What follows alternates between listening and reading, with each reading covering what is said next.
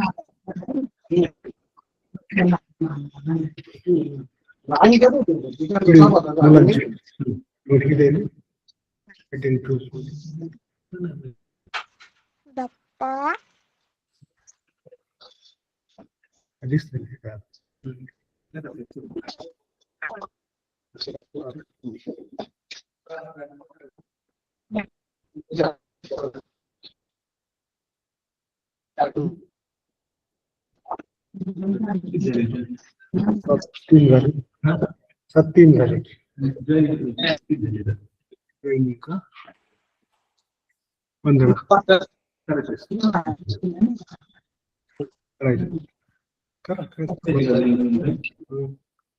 10 पर्यंत आपण सुरू करतो. 4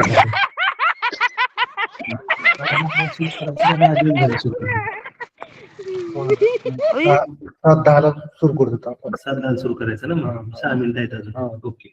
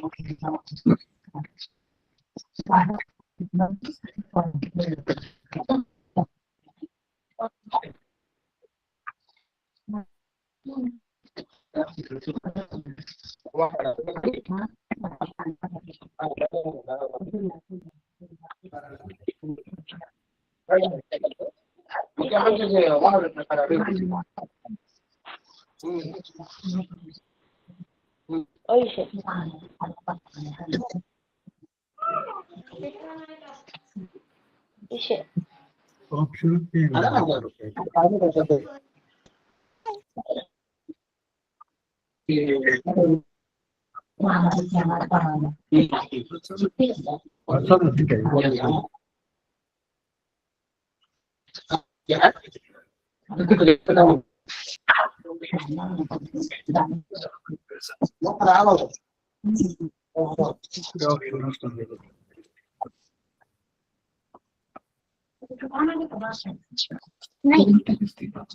हा उलटे दिसते. त्यांना व्यवस्थित दिसते. असं दिसतो.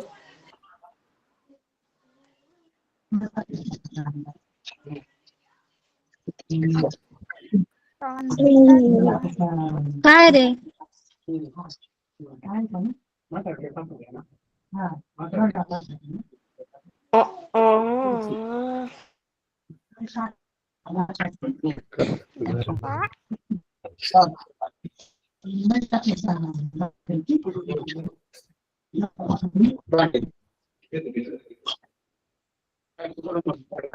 सर्वांना नमस्कार. मिशन आरंभ सराव परीक्षा आपण ज्या घेतो त्या सराव परीक्षेमध्ये 2 फेब्रुवारी 2025 रोजी इयत्ता 8वीची जी सराव परीक्षा झाली त्या सराव परीक्षेचं आपण स्पष्टीकरणासह उत्तर या ठिकाणी पाहणार आहोत. मित्रांनो, ज्यावेळेस ही परीक्षा झाली त्यावेळेस ती परीक्षा 9 फेब्रुवारी 2025 ला 8वीची मुख्य शिष्यवृत्तीची परीक्षा होती आणि त्या परीक्षेच्या एक 8 दिवसापूर्वी ही परीक्षा नियोजित केलेली होती. जिल्हा परिषदेने त्या पद्धतीने त्याचे सर्व नियोजन त्या ठिकाणी केलं होतं आणि खरोखर या परीक्षेकडे त्या प्रश्नपत्रिकेकडे जर आपण बघितलं तर ही काठिण्य पातळी एक साधारण आपल्यासाठी सोपी म्हणता येईल. कारण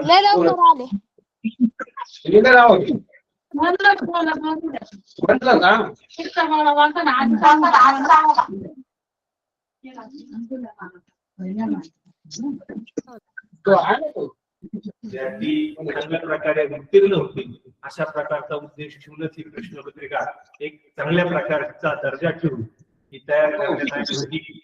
आपण जसं खाजगी क्लासेसला या ठिकाणी पाहतो की जे पूर्व परीक्षा जी घेतात, प्री टेस्ट जी घेतात त्याची काठिण्य पातळी जास्त ठेवलेली असते. त्याच्या मागचा उद्देश हा असतो की मुलांना आपल्याला सर्व घटक समजले असं जर समजलं तर मुलं कोणतेही क्लास त्या ठिकाणी म्हणून काठिण्य पातळी जास्त ठेवली असते. आणि तसेच परीक्षेला जाताना कुठेतरी विद्यार्थ्यांमध्ये आत्मविश्वास यावा म्हणून ही या परीक्षेची या प्रश्नपत्रिकेची जी काठिण्य पातळी आहे ती आपल्या दृष्टीने थोडीशी 8वीच्या मुलांना नक्कीच सोपी वाटणार आहे. आपण 8 फेब्रुवारी 2025 या तारखेला 2 फेब्रुवारी 2025 या तारखेला जी प्रश्नपत्रिका दिली होती मुलांना त्या प्रश्नपत्रिकेचं सोल्युशन पाहण्यासाठी आपण प्रत्यक्ष सुरुवात करूया. माझ्याकडे आज जो घटक आहे तो घटक गणित हा विषय आहे.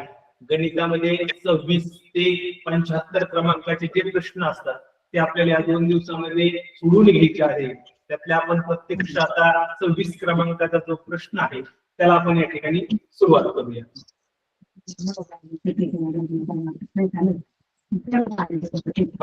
26 क्रमांकाचा जो प्रश्न होता तो प्रश्न असा होता, सर्वात मोठी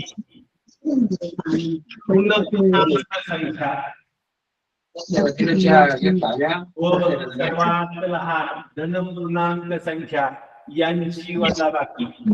मित्रांनो, ज्यावेळेस तुम्हाला प्रश्न सोडवायचा असतो त्या दिलेल्या प्रश्नामध्ये आपल्याला कोणते घटक दिले आहेत आणि आपल्याला कोणता प्रश्न त्यातून विचारला आहे हे तुम्ही समजून घेणं महत्वाचं आहे. तर तुम्हाला त्या उत्तरापर्यंत जाणं शक्य होईल. आपल्याला या प्रश्नामध्ये दिलेला आहे सर्वात मोठी पूर्णांक संख्या. आता आपण ज्यावेळेस विश्ववृत्ती घटक सुरुवात केला होता त्यावेळेस सुरुवातीच्या घटकामध्ये आपण संख्याज्ञानमध्ये संख्येचे प्रकार बघितले आणि त्या प्रकारामध्ये नैसर्गिक संख्या असतील, पूर्ण संख्या असतील, पूर्णांक संख्या असतील, परिमेय संख्या, अपरिमेय संख्या हे सर्व घटक आपण शिकलेलो आहोत. आणि मग आपल्याला माहित आहे की दिलेल्या संख्येमध्ये सर्वात मोठी ऋण हा शब्द याचा महत्वाचा आहे आणि ऋण पूर्णांक संख्या ती आहे वजा 1 म्हणजे ऋण 1 मित्रांनो. ही सर्वात मोठी ऋण पूर्णांक संख्या आहे. सर्वात मोठी पूर्णांक संख्या आपल्याला सांगता येत नाही. त्यानंतर सर्वात लहान धन पूर्णांक संख्या. आता लहान विचारले का मित्रांनो, लहान लहान धन पूर्णांक विचारले. धन पूर्णांक ती संख्या आहे 1. आणि मग या दोन्ही संख्येची आपल्याला वजाबाकी विचारलेली आहे. ऋण 1 त्यातून वजा करायचे आहेत आपल्याला. धन पूर्णांक असणार आहे 1. मग ज्यावेळेस चिन्ह समान येतात, चिन्ह समान येतात त्यावेळेस काय करायचं असतं, दिलेल्या अंकांची बेरीज करायची. 1 आणि 1 यांची बेरीज किती आली 2 आणि समान चिन्ह लिहून टाकायचं. आपल्या भाषेमध्ये आपण जे म्हणतो मोठ्या संख्येला चिन्ह द्यायचं, पण या दोन्ही संख्यांना चिन्ह सारखंच आहे म्हणून एक सारखं चिन्ह या ठिकाणी द्यायचं. आणि मग या ठिकाणी आपलं उत्तर आपल्याला मिळालेलं आहे ऋण 2 वजा 2 असं म्हणतो. आणि हा आपला पर्याय क्रमांक या ठिकाणचा आहे 3. किती पर्याय क्रमांक आहे आपला 3. समजला ना सर्वांना प्रश्न? बघा, कोणाला काही अडचण असेल तर आपण नंतर त्याचं व्हिडिओ पहा आणि तो व्हिडिओ त्या ठिकाणी समजून घ्या. खूप सोपा प्रश्न आहे. ही प्रश्नपत्रिका बघितल्यानंतर तुमच्या नक्कीच लक्षात येईल ही प्रश्नपत्रिका एक आपल्यासाठी कॉन्फिडन्स वाढवणारी, आत्मविश्वास वाढवणारी ही प्रश्नपत्रिका आहे. आपण आता पुढचा प्रश्न बघूया. 27 क्रमांक. बघा, प्रश्न होता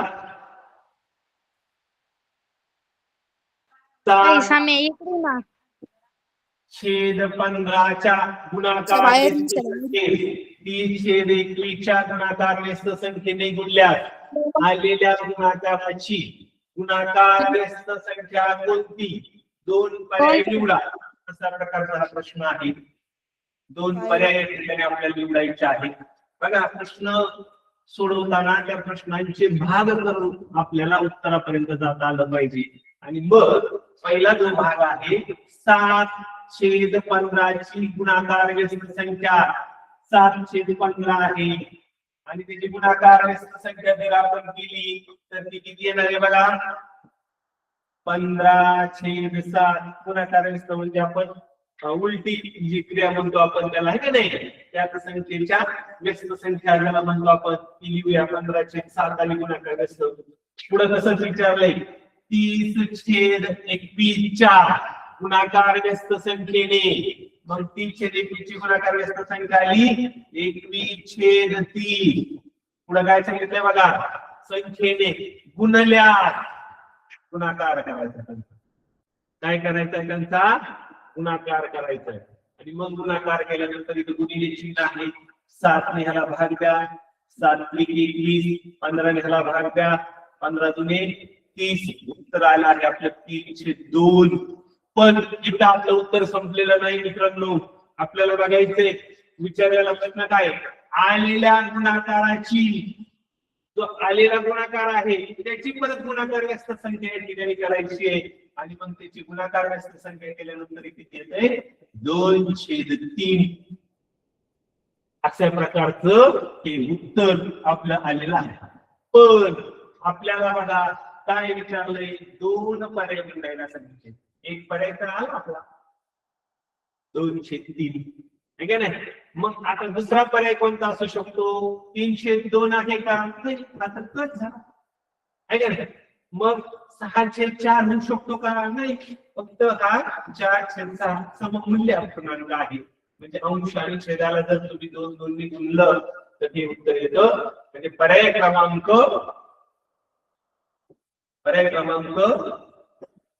2 आणि 4 अशा प्रकारचं 27व्या प्रश्नाचं आपलं उत्तर आलेलं आहे.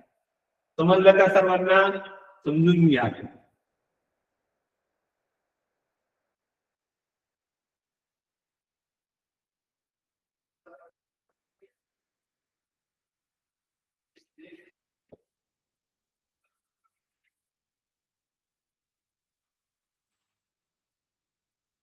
बघा, पुढचा प्रश्न आहे 28वा. 11 ते 20 पर्यंतच्या संयुक्त संख्यांची बेरीज व 1 ते 10 पर्यंतच्या मूळ संख्यांची बेरीज यांच्यातील फरक किती? बघा काय करायचं आपल्याला 11 ते 20 पर्यंत संयुक्त संख्या 11 ते 20 पर्यंत संयुक्त संख्या कोणत्या आता 12 14 15 16 18 बरोबर आणि 20 पर्यंत विचारलं 20 यांची बेरीज करायची कारण इथे बेरीज सांगितलंय आणि मग बेरीज केल्यानंतर यांची बेरीज किती येते 95 बेरीज करून बघा 95 येते 8 आणि 7 14 14 5 19 19 4 23 2 25 25 12 4 2 2 1 3 4 5 6 7 9 95 म्हणजे यांची बेरीज बघा यांची बेरीज झाली आपली 95 पुढं 1 ते 10 पर्यंतच्या मूळ संख्या 1 ते 10 पर्यंतच्या ज्या मूळ संख्या विचारल्या संयुक्त संख्या कशाला म्हणायचं मूळ संख्या कशाला म्हणायचं हे संबोध आपले क्लिअर झालेले आहे हे संबोध आपण ज्यावेळेस हे संख्येचे संख्याज्ञान घटक शिकलेलो आहोत त्यावेळेस आपण संबोध समजून घेतलेले आहे आता 1 ते 10 पर्यंतच्या मूळ संख्या आहे कोणकोणत्या आहेत 2 3 5 7 आणि मग ह्या संख्येची बेरीज किती येते तर या संख्येची बेरीज येते 17 म्हणजे 1 ते 10 पर्यंतच्या मूळ संख्येची बेरीज झाली 17 आणि आपल्याला विचारलंय काय तर विचारलाय त्यातला फरक काय विचारलाय त्यांच्यामधील फरक विचारलेला आहे मग 95 वजा 17 असं केल्यानंतर आपल्याला त्यांच्यातील फरक येतो आणि 95 मधून 17 जर वजा केली ठीक आहे नाही 5तून 7 जर नाही त्याच्यात 15 झाले 15तून 7 गेले 8 18 गेले 8 मधून गेला 7 किती आलं 78 किती आलं उत्तर 78 पर्याय क्रमांक 1 समजलं का महेश समजलं ना सर्वांना प्रश्न क्रमांक 28 1 ते 20 पर्यंतच्या संयुक्त संख्येची बेरीज आणि 1 ते 10 पर्यंतच्या मूळ संख्येची बेरीज या दोन्हीची बेरीज केली आणि त्यांच्यातला आपल्याला फरक काढायचा होता तो फरक आपण या ठिकाणी काढला आणि मग आपल्याला अपेक्षित असणारं उत्तर या ठिकाणी मिळालेलं चला पुढचा प्रश्न बघूया आपण 29वा क्रमांक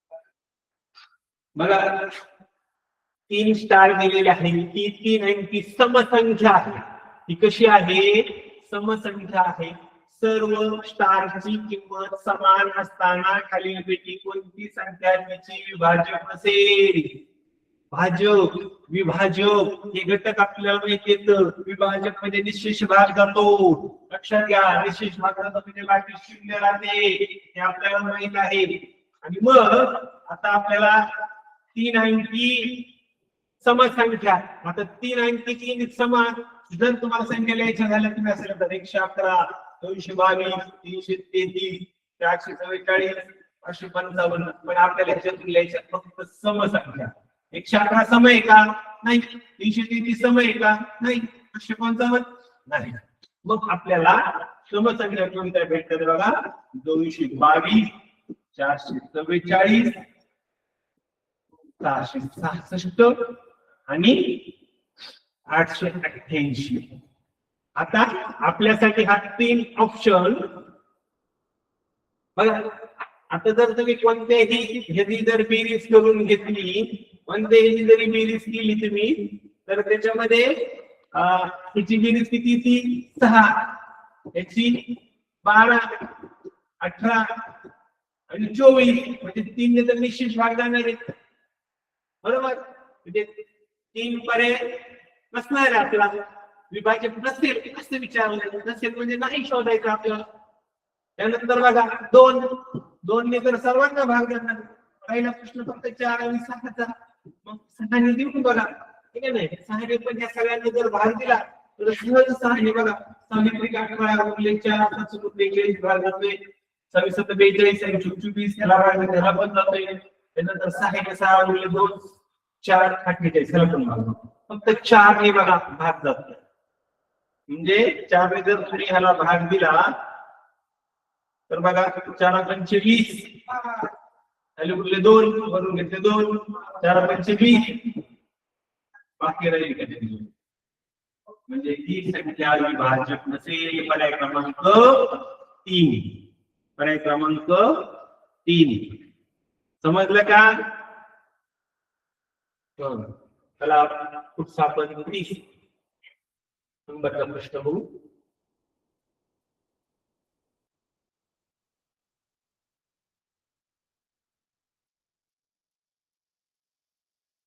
बघा प्रश्न काय होता. एक विद्यार्थी दर 6 दिवसांनी मराठी विषयाची सराव चाचणी देतो. दर 3 दिवसांनी इंग्रजीची चाचणी देतो व 4 दिवसांनी सामाजिक शास्त्राची सराव चाचणी देतो. तर त्या सर्वच विषयांची चाचणी एकाच दिवशी कमीत कमी कितव्या दिवशी द्यावी लागेल? प्रश्न वाचताना काळजीपूर्वक वाचायचा. प्रश्न 2 वेळेस वाचा, 3 वेळेस वाचा, तो समजून घ्यायचा. आणि तुम्ही ज्यावेळी प्रश्न काळजीपूर्वक वाचायला लागताल त्यावेळेस तुमच्या लक्षात येतो की आपल्याला नेमकं यामध्ये विचारलंय काय, आपल्याला यामध्ये विचारलंय काय. ज्यावेळेस तुम्हाला कमीत कमी असा विचारलेला असतं त्यावेळेस आपल्याला काढायचं असतं त्यांचा लसावी. काय करायचं असतं? लसावी लक्षात ठेवा. आणि मग आपल्याला लसावी कशाचा काढायचा आहे? मराठी विषय किती दिवसांनी? 6 दिवसांनी. इंग्रजी विषय किती दिवसांनी? 3 दिवसांनी. आणि सामाजिक शास्त्र 4 दिवसांनी. मग 6, 3, 4 यांचा लसावी काढायचा. लसावी कसा काढायचा? ठीक आहे नाही? काढतो का नाही आपण? 4 आहेत तुम्ही सर्व. 2 ने भाग द्या. इथं राहिले 3, इथं हा 3 राहिला तसाच आणि इथं 2. परत 2 ने भाग द्या. इथं 3 आहे असा, हा 3 आहे असा, इथे 1. आता 3 ने भाग द्या. 1 1 1 3 × 6 6 × 12. किती आला लसावी आपला? 12. म्हणजे आपलं उत्तर किती आलं? 12. पर्याय क्रमांक 4. म्हणजे त्या सर्वच विषयांची चाचणी एकाच दिवशी जर घेतली तर ती 12व्या दिवशी द्यावी लागेल. कितव्या दिवशी द्यावी लागणार आहे? 12व्या दिवशी द्यावी लागणार आहे. अशा प्रकारचा हा एकदम सोपा प्रश्न. फक्त तुम्हाला कमीत कमी एवढा शब्द ह्याचा ओळखता आला की लगेच तुमचं उत्तर त्या ठिकाणी तुम्हाला मिळून जाणार आहे. एकदम सोपा असा हा प्रश्न या ठिकाणचा होता. आणि लसावी मसावी हे तर आपलं तोंडपाठ झालेला आला. इथून जर सांगितलं असतं ना 6, 3 आणि 4 लसावी काय तर 12 पटकन हुशार मुलांनी उत्तर दिलं असतं. पण मी फक्त तुम्हाला कसा आला हे समजून सांगण्यासाठी एवढा वेळ त्याच्यासाठी दिला. अशा प्रकारचा 30 नंबरचा हा प्रश्न आपण या ठिकाणी समजून घेतला. त्याला आपण 31 नंबरचा प्रश्न बघू.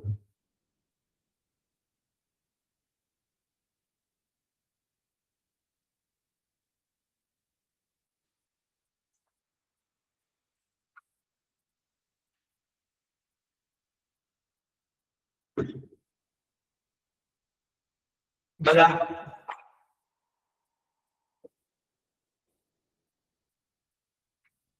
वर्गमुळात समजून घ्या प्रश्न.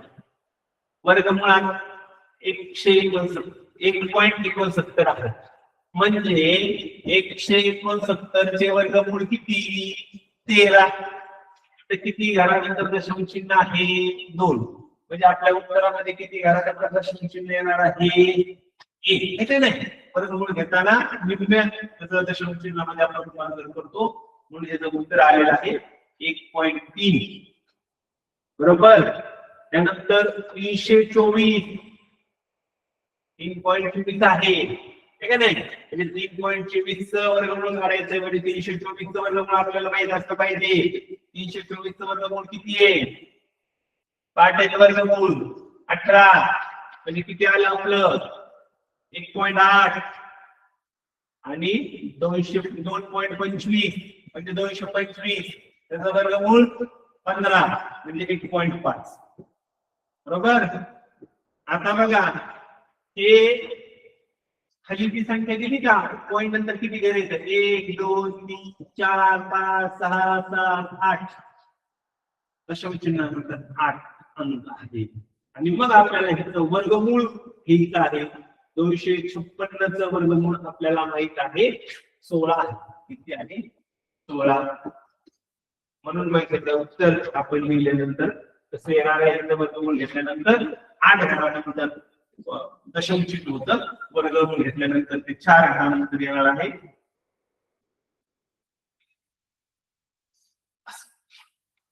आता बच्चाला सोपं द्या. 1 दशमचिन्ह 3, 1 दशमचिन्ह 8 म्हणजे 1.3 आणि 1.8 ह्याची बेरीज झाली 3.1. त्यातून 1.5 वजा करा, उत्तर आलं 1.6. बघा 1.6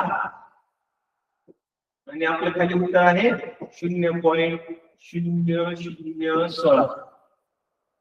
आता बघा हे 0 आहे, हे शून्यांचा भाग देताना आपल्याला काय करायचं आहे, 0.चिन्ह नंतर 1 अंक आहे, इथे 4 अंक आहे, यांच्यातला फरक झाला 3, म्हणून वरती 0 आपल्याला गुणायचं. किंवा तुमच्या पद्धतीने तुम्हाला जसा पॉईंट देता तसा घाला. त्याचा 1 पॉईंट घालवण्यासाठी वरच्याला 10 ने गुणायचं. त्याला 10 ने गुणलं बघा, त्यावेळेस याला पण 10 ने गुणावं लागतं. मग ही संख्या आली आपली 16. दशमचिन्ह उजव्या बाजूला सरकलं, इथं पण दशमचिन्ह उजव्या बाजूला सरकलं म्हणजे दशमचिन्ह कमी झालं. आता खालच्या संख्येचे आपल्याला 3 घरानंतर आहे, दशमचिन्ह नंतर 3 अंक आहे, 3 घरं आहेत, म्हणजे ह्याला आपल्याला गुणावं लागणार आहे. तीच क्रिया कुठे करावं लागणार आहे, वरती करावं लागणार. बरोबर. मग असं केल्यानंतर बघा, मग इथं राहिले 16 गुणिले 1000 आणि खाली ह्याचं उत्तर आलं 16. 16 ला 16 गेले, मग आता किती आलं उत्तर, हे 1000. 1000 पर्याय 1000 नाही, तर 1000 म्हणजे 10चा तिसरा घात. 10चा तिसरा घात म्हणजे आपला पर्याय क्रमांक आला 1. त्याला 1. असं सोपं रूप तुम्हाला त्या प्रश्नांना देणं अपेक्षित आहे. आणि हे सोपं रूप तुम्ही त्या प्रश्नांना ज्यावेळी देणार आहात त्यावेळेस तुम्हाला हे सोपे सहज प्रश्न त्या ठिकाणी सुटणार आहे. वर्गमूळ विचारलेले आहेत, त्या वर्गमूळांवरच अजून देखील पुढे काही प्रश्न आहेत ते आपण समजून घेणार आहोत. समजला हा प्रश्न महेश, स्वाती, समजला का?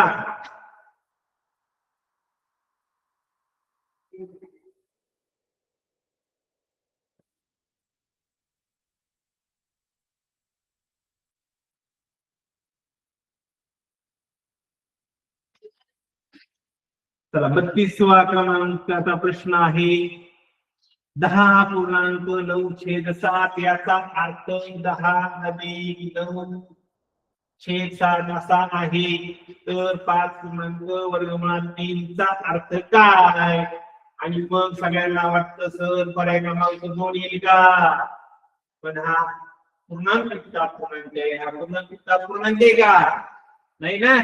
मग अशा वेळी काय उत्तर असतं त्यांचं, तर त्यांच्यामध्ये हे 5 वर्गमुळात 3 याचा अर्थ असा असतो काय, 5 गुणिले वर्गमुळात 3. आपण त्यावेळेस असं वर्गमुळात संख्या बाहेर घेतो त्यावेळेस घेताना तुम्ही हा नियम त्या ठिकाणी शिकलेला आहात. म्हणून पर्याय क्रमांक किती आहे आपला या उत्तराचा, प्रश्नाचा 1. पर्याय क्रमांक किती आहे, 1. 5 गुणिले वर्गमुळात 3. 32वा क्रमांकाचा हा प्रश्न होता.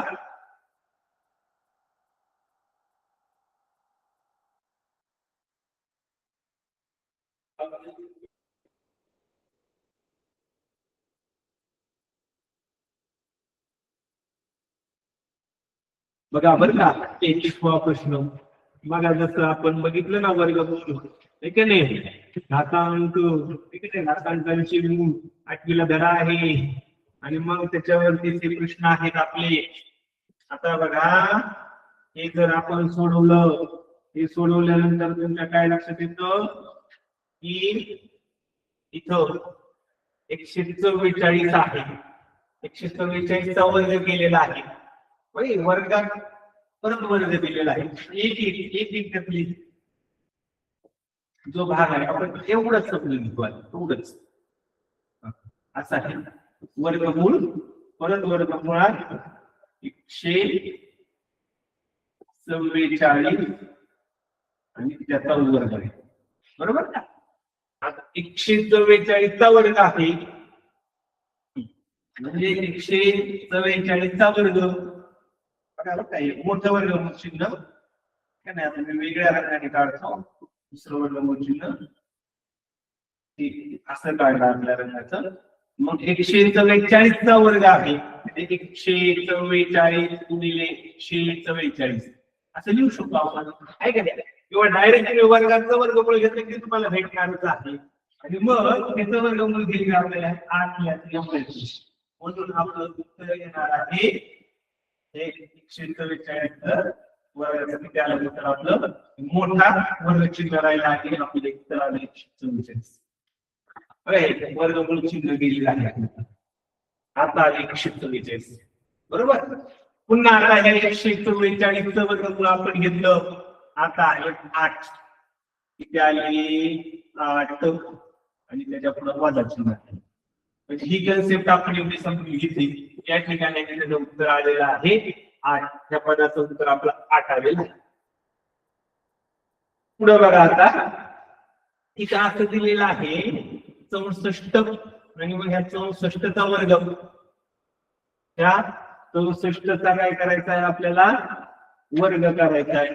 आणि मग ह्या 64 चा वर्ग केल्यानंतर घातांकाचा घात, काय घातांकाचा घात या नियमाप्रमाणे आपल्याला त्या ठिकाणी ते सोडवायचं आहे.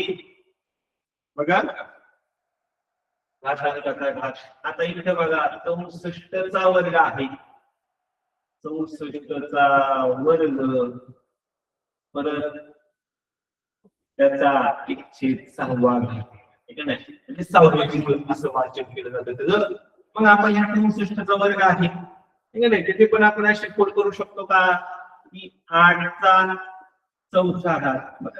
8 गुणिले 8 त्याचा वर्ग म्हणजे 8 चा 4था घात असं करू शकतो आपण. त्याचा 1/6 घात आहे.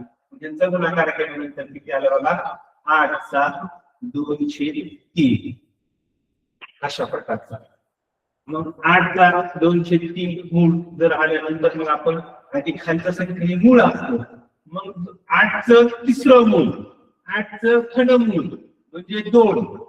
8 चं घनमूळ किती आलं 2 आणि 2 चा वर्ग केला किती आला 4. म्हणजे ह्या सगळ्या प्रश्नांचं म्हणजे पूर्ण पद आपण सोडवल्यानंतर याचं उत्तर आलं आपलं 4. किती आलं 4. बरोबर. वरचं 8 वजा 4 असं आलेलं आहे आणि खालचा वर्गमुळात 64 आहे. त्याचं उत्तर देखील आलेलं आहे 8.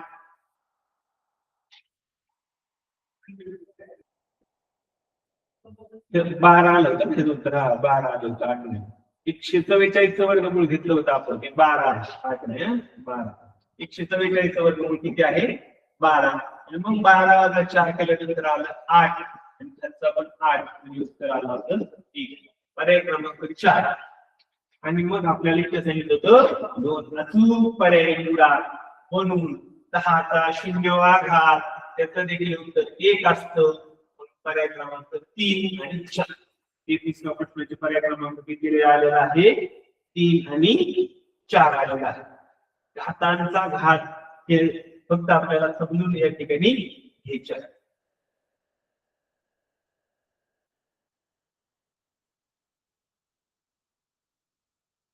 गुणोत्तर प्रमाण या घटकावर असणारा हा प्रश्न. गुणोत्तर प्रमाण बघा प्रश्न काय आहे. फक्त लक्षात ठेवायचं असतं की सुरुवातीला कोणता घटक दिलाय नंतर कोणता दिलाय. एका वर्गातील मुली व मुले यांच्या संख्येचे गुणोत्तर 6 असतात. म्हणजे मुली 6 आणि मुले 5. जर त्या वर्गातील मुलांची संख्या 25 असेल तर मुलींची संख्या किती? बघा, मुली छेद मुले बरोबर 6/5. मुलांची संख्या आलेली 25. सांगा ना किती? काय गणित तरी सोडवायचा प्रश्न आहे का याच्यामध्ये? डायरेक्ट उत्तर सांगता येईल आपल्याला. 5 ला 5 निघून कसं, 6 ला 5 निघून की आलं उत्तर 30. त्याला पर्याय क्रमांक 2 उत्तर 30 आलेला आहे आपल्या ठिकाणी.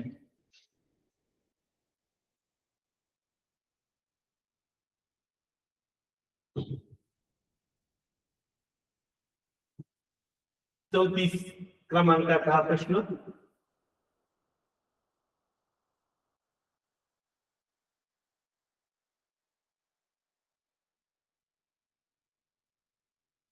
पस्तीसवा प्रश्न आहे आपला.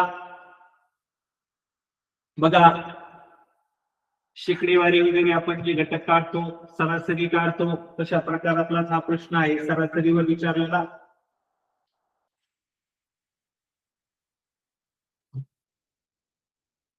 राहुलला इयत्ता 8वीच्या परीक्षेत गणित सोडून इतर 5 विषयात सरासरी 62 गुण मिळाले.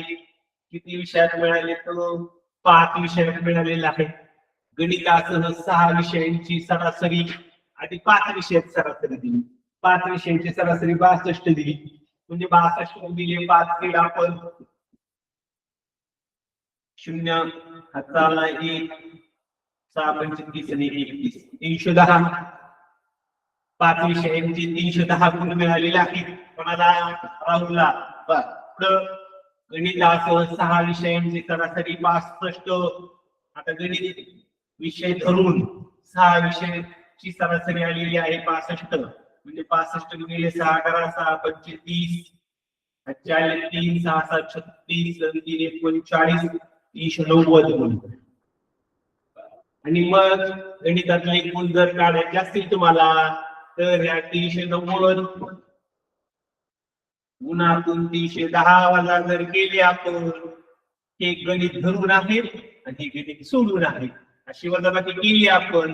0 गेला, 9तून 1 गेले राहील 8 आणि 3तून 3 गेले 0. म्हणजे किती गुण मिळाले त्याला गणितात?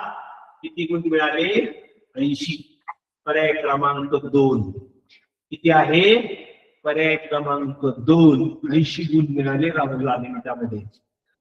अशा प्रकारचा हा सरासरी या घटकावर विचारलेला सोपा प्रश्न मी तुम्हाला सुरुवातीपासून सांगतोय. ही प्रश्नपत्रिका एक सोपी, म्हणजे तुमची खूप तयारी झालेली आहे. तुम्ही आता आपण 1 एप्रिल पासूनच मिशन आरंभाचा अभ्यासक्रम सुरुवात केला.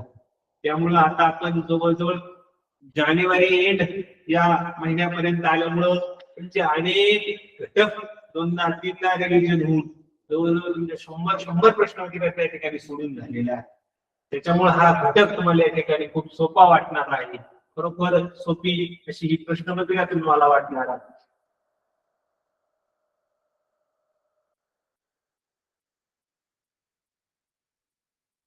छत्तीसव्या क्रमांकाचा प्रश्न बघा, काय प्रश्न आहे? आकृतीमध्ये मोठ्या कोणाचे माप लहान कोणाच्या मापाच्या 4 पट आहे, तर लहान कोणाचे माप काढा. काय करायचं आपल्याला? लहान कोणाचं माप विचारलंय, मोठ्या कोणाचं माप लहान कोणाच्या 4 पटे. हा लहान कोण आहे, ठीक आहे ना? आपण x मानू आणि मोठा कोण किती होईल? मग 4x. आणि मग हे कोण आहेत? रेषीय जोडीतील कोण. कसे कोण आहेत? रेषीय जोडीतील कोण. रेषीय जोडीतील कोणांच्या मापांची बेरीज. रेषीय जोडीतील कोणांच्या मापांची बेरीज 180 अंश असते.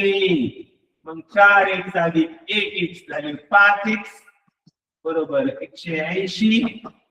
180 इकडे फक्त x राहू द्या, इकडे 5 भागिले आलेले भाग द्या. 5 3 15 3 झाले 30, 5 30. x बरोबर 36°. म्हणजे लहान कोणाचं माप आपण x मानलं होतं, मग लहान कोणाचं माप भेटलं आपल्याला 36°. म्हणजे पर्याय क्रमांक 4. किती आहे? पर्याय क्रमांक 4. समजलं का? चला 37वा प्रश्न आपण बघू.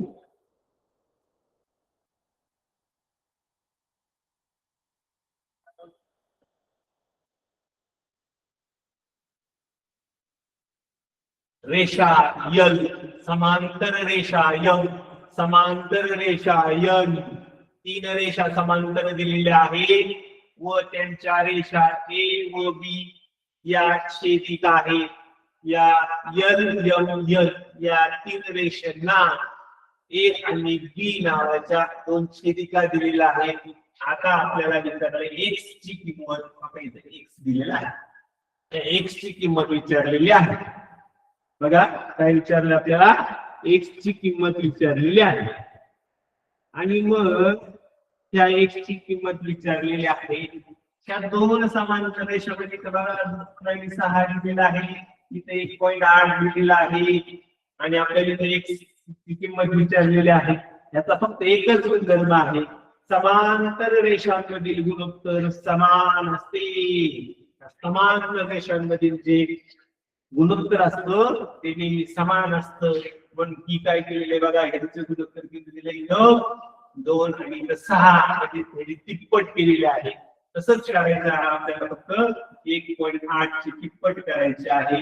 म्हणजे 1.8 गुणिले 3 करायचं आहे, ते 5.4. हा गुणधर्म आहे तर समांतर रेषेमधील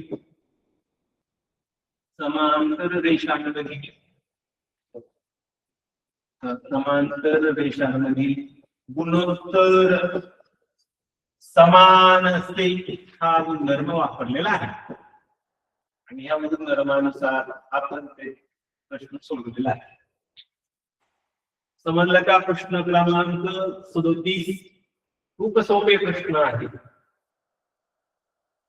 चला पुढचा प्रश्न 38वा.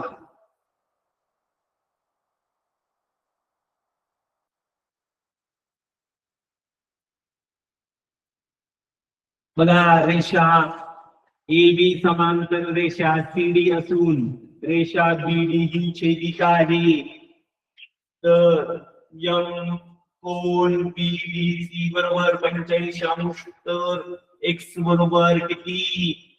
आता तुम्हाला हे कोणाला तरी चौकोनासारखी आकृती वाटेल, हे का नाही? कोणतं तरी कोण एखादा वाटतं, दिलेली आहे समांतर रेषा आहे, रेषा AB, ही रेषा AB ही रेषा CD, त्याला ही छेदिका दिलेली आहे, छेदिकाशी.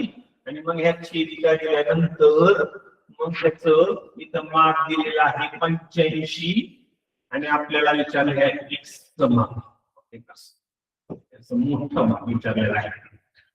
मग आता आपण जर बघितलं ह्या समांतर रेषामध्ये ही छेदिकेमुळे तिथे बी आणि 85 मध्ये जो कोण तयार होतो, हा एक कोण आणि हा एक कोण, हे कोणते कोण आहे इकडं? कोणते? आंतरकोन. कोणते कोण आहेत? आंतरकोन. म्हणजे हा डी कोण जर आपण घेतला आणि हा पी कोण जर घेतला, तर डी आणि एंगल डी आणि एंगल पी हे आंतरकोन आहेत. आणि मग आंतरकोनाच्या मापाची बेरीज 180° असते. त्यातला एक कोण आपल्याला 85 दिला आहे. 180 मधून 85 वजा करा, राहिलेला एंगल जो आहे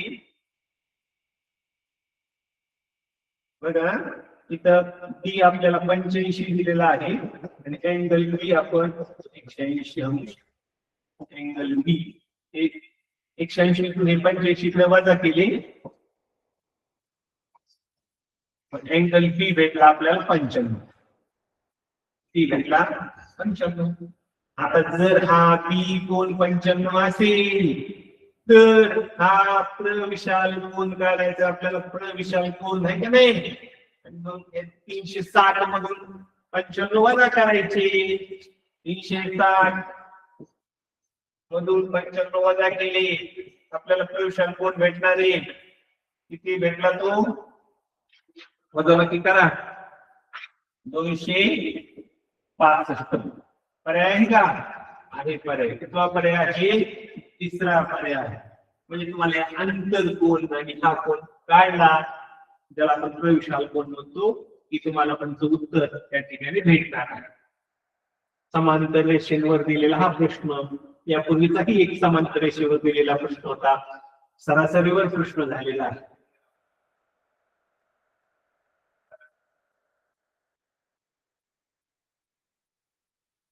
बघा पुन्हा एकदा समांतर रेषेवरच प्रश्न आलेला आहे, त्याच्या गुणधर्मावर प्रश्न आलेला आहे. आता काय करायचंय आपल्याला? त्या रेषा समांतर दिलेल्या आहेत. रेषा ए समांतर रेषा ए समांतर रेषा बी, म्हणजे ए आणि बी त्या समांतर रेषा आहेत. बर, असं रेषा सी आणि डी सुद्धा समांतर आहे. तर संगत कोणाच्या जास्तीत जास्त जोड्या किती घेतलेल्या असतात प्रश्न विचारला. आणि मग मला संगत कोण कशाला म्हणायचं, संगत कोण कोणते आहे ते आपल्याला ओळखता येतं. आणि मग आपण ते संगत कोण जर बघितले तर बघा, 1, 2, त्याच्यानंतर 3, 4, 5, 6, 7, 8. हे झाले 8 बरोबर का? 8 झाली. हे कसे झाले तुम्हाला? ज्यावेळेस तुम्ही डी आणि सी छेदिका असं समजून काढले त्यावेळेस झाले बरं का. आता तुम्हाला म्हणजे ए आणि बी समांतर आहे असं समजून काढल्यानंतर 8 झाले. आता डी आणि सी सुद्धा समांतर आहे आणि ए आणि बी आता तुम्हाला छेदिका म्हणून काढायचा आहे. ही बी रेषा आहे बरं का, सर्व रेषा आहेत समांतर रेषा आहेत.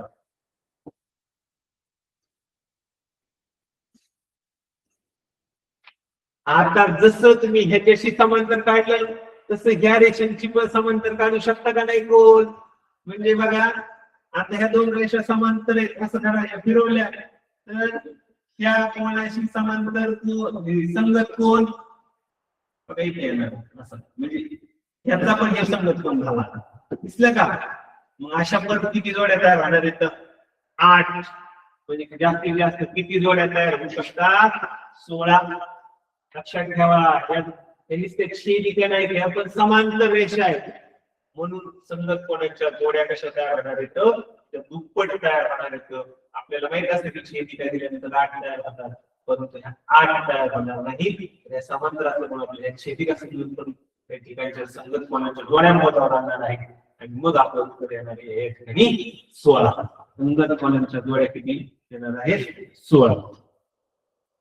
39वा प्रश्न होता हा.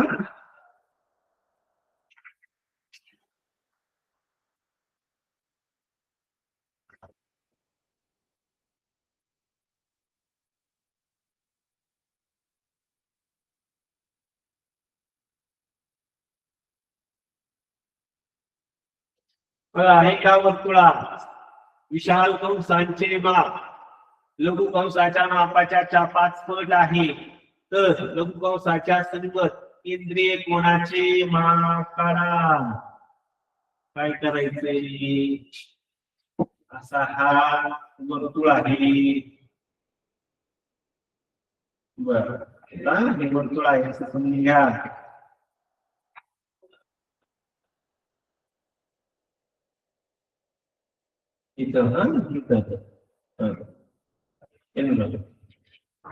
आता लघु कंस म्हणजे इथे समजा आपण ह्याला नाव देऊ ए आणि बी. हा इथे एक्स इथं वाय, म्हणजे हा ए एक्स बी हा लघु कंस आहे आणि ए वाय बी हा विशाल कंस आहे. हा बर, लघु कंसाचे विशाल कंसाचे माप लघु कंसाच्या मापाच्या 5 पट आहे. जर त्या विशाल लघु कंसाचा माप x असेल तर विशाल कंसाचा माप 5x आहे. ठीक आहे नाही, x अधिक 5x आणि पूर्ण वर्तुळाचं माप किती आहे? 360 आली. मग एक्सची किंमत किती आली? 6x बरोबर 360, x बरोबर 60. आणि मग हा लघुकंसाचं माप जर 60 आलं तर त्याच्याशी संबंधित जो केंद्रीय कोन असतो त्याचं माप किती असतं? 60 अंश. किती असतं त्या समोर केंद्रीय कोनाचं माप? 60 अंश असतं. म्हणून पर्याय क्रमांक 2. पर्याय क्रमांक किती आला? 2 आला. केंद्रीय कोनाचं माप, संगत केंद्रीय कोनाचं माप 60 अंश त्या ठिकाणी येणार आहे. लघुकंस, विशाल कंस आणि संगत केंद्रीय कोन असे गुणधर्म त्या ठिकाणी वापरून हा प्रश्न त्यांनी त्या ठिकाणचा तयार केलेला आहे. चला पुढचा प्रश्न बघू.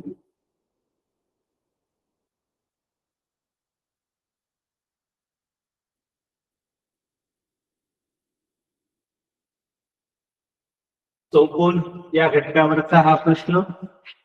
चौकोन LMNP हा चक्रीय चौकोन आहे. चक्रीय चौकोन आहे. रेख LM हा T पर्यंत वाढवला आहे. जर कोन measurement of angle LPN is equal to 105 degree, ठीक आहे. तर मेजरमेंट ऑफ अँगल LMT म्हणजे माप कोन LMT चं माप विचारलेलं आहे त्यांनी. काय दिलंय? त्या मग कोणाचं माप दिलंय? LPN. त्या कोणाचं माप दिलंय? 105. आणि विचारलंय आपल्याला ह्या कोणाचं माप, आहे का नाही? मग आपण ते कसं काढायचं? मग ह्याच्यासाठी आपल्याला चक्रीय कोन, चक्रीय कोनाचे गुणधर्म हे आपल्याला माहित असले पाहिजे. चक्रीय कोनाचे मुख्य गुणधर्म म्हणजे त्याचे सर्व शिरोबिंदू. काही शिरोबिंदू चौकोनाचे कशावर आहेत? वर्तुळाच्या परिघावर असतात. एकाच वर्तुळावर असतात. आणि मग ह्या चक्रीय चौकोनाचे जे समोरचे कोण असतात का, हे समूह कोन, आहे का नाही? हे समूह कोन, हे समूह कोन पूरक कोन असतात.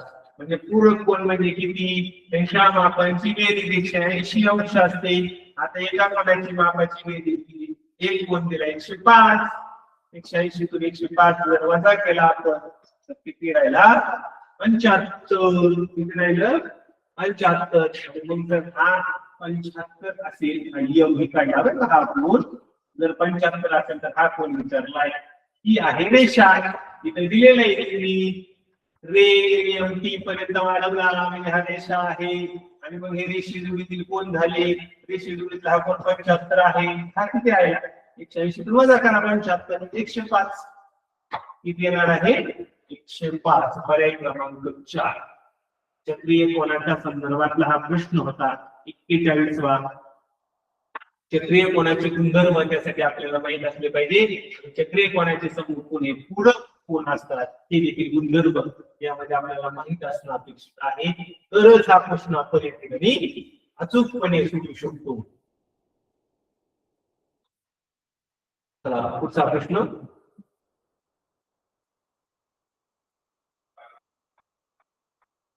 पाचवा प्रश्न काय दिलाय? एका त्रिकोणाच्या कोनाचे गुणोत्तर 2:3:4 आहे की नाही आहे, तर त्याचा सर्वात लहान व सर्वात मोठा कोन यांची बेरीज किती? बेरीज विचारली. कोणाची विचारली? सर्वात लहान आणि सर्वात मोठ्या कोन यांची बेरीज विचारली. आता त्रिकोण, त्रिकोणाच्या कोनाचं गुणोत्तर आहे का नाही. आता मग त्यासाठी आपल्याला त्रिकोणाची कोनाच्या मापांची बेरीज माहिती पाहिजे.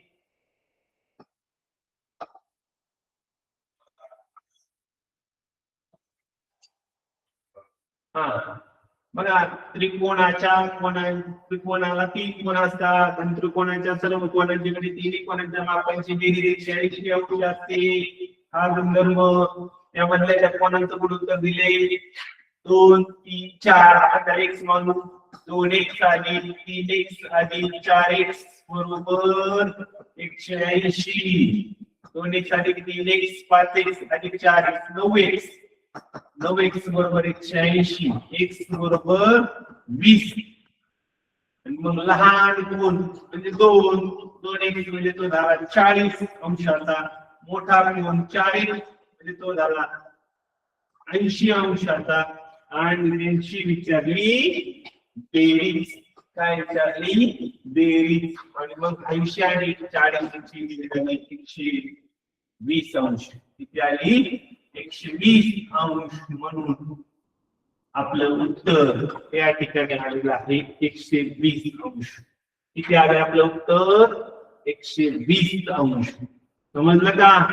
समजलं.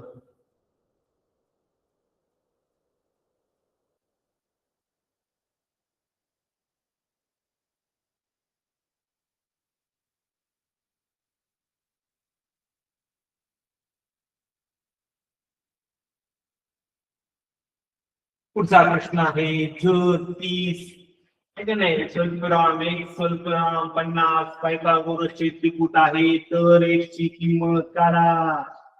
बघा पायथागोरस प्रमेय, पायथागोरस त्रिकूट कशाला म्हणायची माहित असले पाहिजे. इतकं सोपा प्रश्न हा आहे.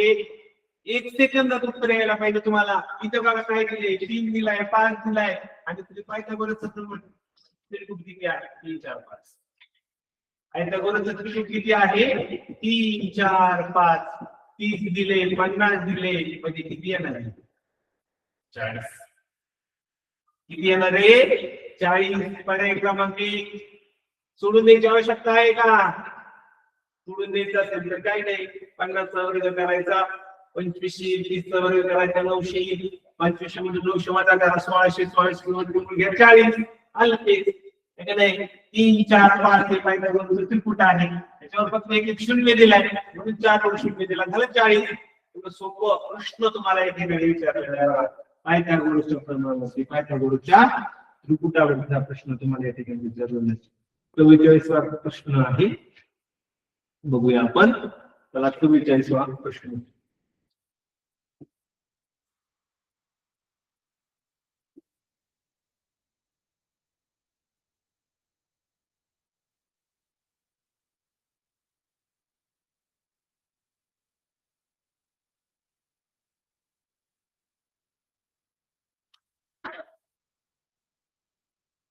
प्रश्न काय आहे बघा. एक आयत व एक चौरस, आयत आणि चौरस आहे, यांची क्षेत्रफळे समान काय आहे समान क्षेत्रफळ आहे. आयताची लांबी दिलेली आहे 16 सेंटीमीटर. चौरसाची बाजू दिलेली आहे 12 सेंटीमीटर. तर आपल्याला विचारलेलं आहे आयताची रुंदी किती. आपल्याला आता आयताचं क्षेत्रफळ माहित नाही. आपल्याला आयताचं क्षेत्रफळ माहित असेल तर आपण रुंदी काढू शकतो. ठीक आहे, लांबी दिलेली आहे. पण आपल्याला हे सांगितलेलं आहे की एका आयत आणि चौरसाचं क्षेत्रफळ समान आहे आणि म्हणून आपण आधी चौरसाचं क्षेत्रफळ काढू.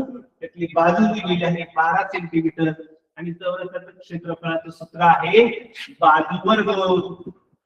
चौरसाचे क्षेत्रफळ बरोबर चौरसाचे क्षेत्रफळ बरोबर बाजू वर्ग. बाजू दिलेली आहे 12, 12 चा वर्ग 144 चौसेमी. एक आठवणीने चौरस असं लिहायला विसरायचं नाही ज्यावेळेस आपण क्षेत्रफळ घेतो. आता चौरसाचं क्षेत्रफळ जेवढं आहे तेवढंच आयताचं क्षेत्रफळ आहे. मग आता आपण आयताचे क्षेत्रफळ याचं सूत्र वापरू. आपण आयताचे क्षेत्रफळ बरोबर लांबी गुणिले रुंदी. लांबी गुणिले रुंदी. मग आता क्षेत्रफळ आहे 144. त्यातली लांबी दिलेली आहे 16 आणि विचारले रुंदी. ठीक आहे नाही 16 इकडे आम्ही 144 ला भागिले करा. इकडे फक्त रुंदी राहिलं. 16 याला भाग द्या. 9 चा भाग गेला. रुंदी आली 9 सेंटीमीटर. किती आली रुंदी 9 सेंटीमीटर आलेली आहे. किती आलेली आहे रुंदी 9 सेंटीमीटर आलेली आहे. चला पुढचा प्रश्न.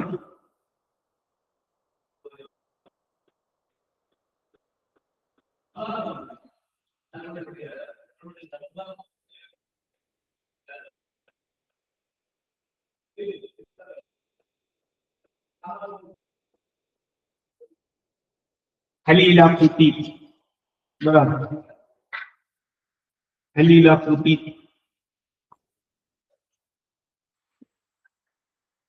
चौकोनी बीसीडी हा चौरस, हा बर का, चौकोन ए बी सी हा चौरस आहे. बर, चौरस असून सीई बरोबर सीई 20 सेंटीमीटर, डीई 16, तर एसी काढायचं आपल्याला. आता ह्याला कर्ल काढण्यासाठी आपल्याला चौरसाच्या बाजू माहीत असले पाहिजे आणि मग या बाजू आपल्याला काढता येतील, कारण असा काटकोन त्रिकोण आहे, ठीक आहे नाही. काटकोन त्रिकोणाचं जर तुम्हाला कर्ल दिलाय, एक बाजू दिली, दुसरी बाजू काढायची, पायथागोरसचे आपण प्रमेयासाठी सूत्र वापरतो का नाही, काय वापरतो, कर्ल वर्ग बरोबर एका बाजूचा वर्ग, ठीक आहे नाही, किंवा पाया वर्ग अधिक दुसऱ्या बाजूचा वर्ग, त्याला तुम्ही उंची वर्ग सुद्धा म्हणू शकता. आणि मग आपल्याला कर्ल किती दिलेलं आहे, त्रिकोणाचं चाललंय का, त्रिकोणाचं 20चा वर्ग, एक बाजू आपल्याला 16 दिली, 16चा वर्ग, आणि दुसरी बाजू म्हणजे आपल्याला ही बाजू काढायची चौरसाची, दुसऱ्या बाजूचा वर्ग. 20चा वर्ग किती, 400, 16चा वर्ग किती, 256, दुसरी बाजू काढायची. 400तून 256 वजा करा,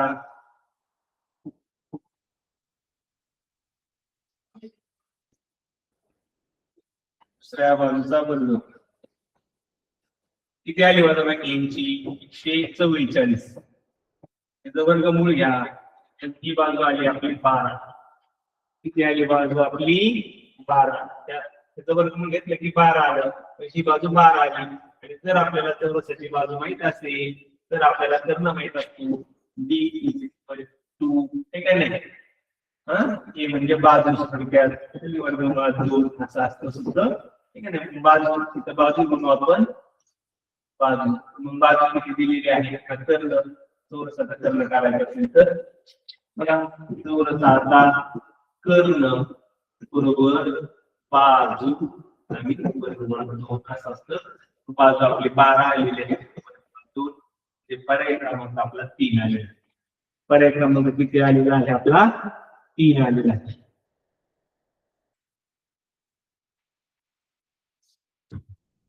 आठ वाजून 5 मिनिटं झालेली आहेत. आपण राहिलेले प्रश्न उद्याच्या तासिकेमध्ये या ठिकाणी घेणार आहोत. आज आपल्याला 25, 26 ते 45 प्रश्न झालेले आहेत आणि उद्या राहिलेले आपण सर्व प्रश्न 75 प्रश्नांपर्यंत या ठिकाणी सोडून घेऊया.